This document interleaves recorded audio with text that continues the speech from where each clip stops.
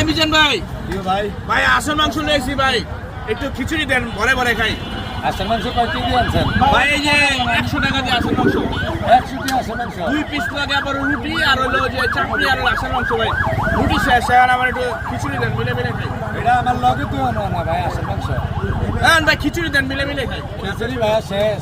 কি করেন খিচুড়ি শেষ ভাই। ভাই বাজে হবে 7টা, আপনার খিচুড়ি শেষ কি কয় 3? হাই হাই এই 3 বোতল শেষ, 3টা ডেক শেষ খিচুড়ি। হ্যাঁ 3টা ডেক শেষ।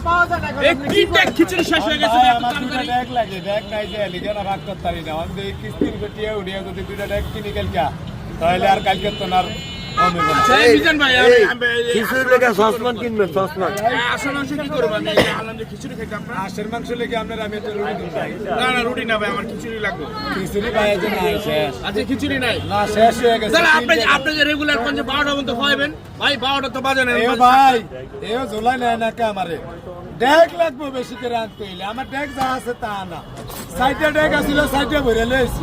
অনলাইন ডেক আমি দেখতাম। চিন্তা করছেন ভাই, বাজে 7টা বাজে আমি আসল মাংস লয়ে এসেছি আর ভুনা খিচুড়িটা খামু শেষ ভাই, মানে কালকে থেকে বেশি করে